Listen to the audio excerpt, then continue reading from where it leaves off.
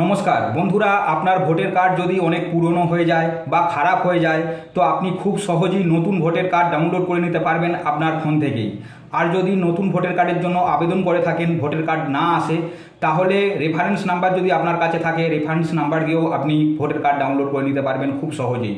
তো voter card কীভাবে download করবেন সেটাই দেখাবো, তো ভিডিওটা দেখতে থাকুন। প্রথমে আপনারা ক্রোম ব্রাউজারটা ওপেন করে নেবেন। ওপেন করার পর এখানে সার্চিং করতে হবে ভোটার কার্ড। ভোটার কার্ড লিখে সার্চিং করবেন। প্রথম যে ওয়েবসাইটটা আসবে voters.eci.gov.in, এই ওয়েবসাইটটাতে ক্লিক করবেন।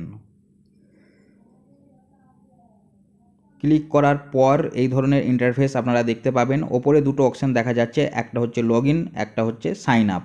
তো প্রথম যদি এই ওয়েবসাইটে আপনারা আসেন তাহলে আপনাদের সাইন আপ করতে হবে, সাইন আপ করে অ্যাকাউন্ট বানিয়ে নিতে হবে। আর আগে থাকতে বানানো থাকলে লগ ইনে ক্লিক করতে হবে। তো যদি প্রথমবার আসেন তো প্রথমে আপনারা সাইন আপে ক্লিক করবেন। সাইন আপে ক্লিক করার পর এখানে আপনারা মোবাইল নাম্বার এখানে বসিয়ে দেবেন এই জায়গাটায়। আর এখানে ইমেল আইডিটা অপশনাল, এটা আপনারা নাও দিতে পারেন। আর নিচে ক্যাপচার কোডটা সেম টু সেম বসিয়ে কন্টিনিউতে ক্লিক করে ফোনে ওটিপি আসবে, ওটিপি বসিয়ে আপনারা সাইন আপটা করে নিতে পারবেন। তো খুবই সহজ সাইন আপ করা। তো আমার সাইন আপ করা আছে, যার কারণে আমি লগ ইনে ক্লিক করলাম।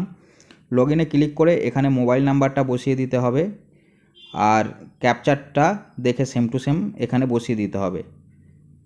তারপরে রিকোয়েস্ট ওটিপিতে ক্লিক করতে হবে। মোবাইল নাম্বারে ওটিপি চলে আসবে, ওটিপিটা এই বক্সের মধ্যে বসাতে হবে। তো এখানে ওটিপি চলে এসেছে,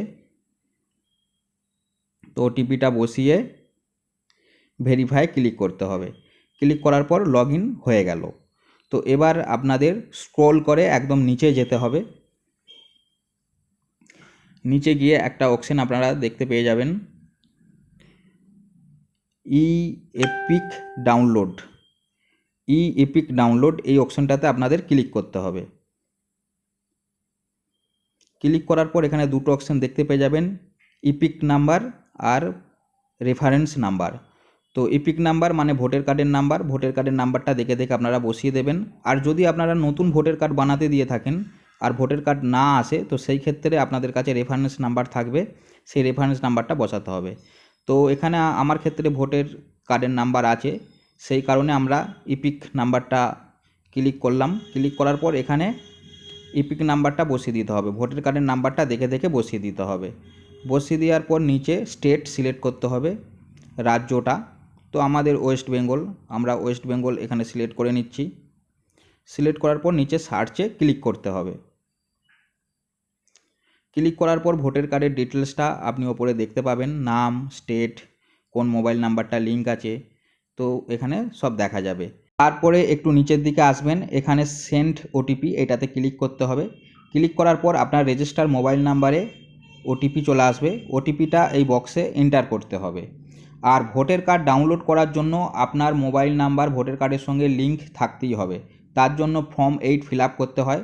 তো সেটা কিভাবে আপনারা করবেন তার উপর আমি অলরেডি ভিডিও বানিয়ে দিয়েছি, সেই ভিডিওটা আপনারা দেখে নিতে পারেন। আর এখানে ওটিপিটা বসিয়ে নিচে ভেরিফাইতে ক্লিক করতে হবে।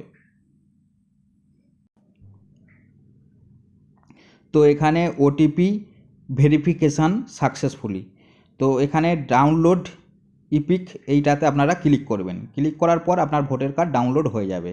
তো আমি ওপেন করে আপনাদের দেখিয়ে দিচ্ছি। তো এখানে পিডিএফে আমি ক্লিক করলাম, তো এখানে ভোটার কার্ডটা ডাউনলোড হয়ে গেছে। তো এইভাবে নতুন ভোটার কার্ড আপনারা খুব সহজেই ডাউনলোড করে নিতে পারবেন। তারপরে কোনো জেরক্সের দোকানে গিয়ে প্রিন্ট আউট আপনারা বার করে নিতে পারবেন ল্যামিনেশন করে। তো ভিডিওটা কেমন লাগলো অবশ্যই জানাবেন। দেখা হবে আবার পরের ভিডিওতে।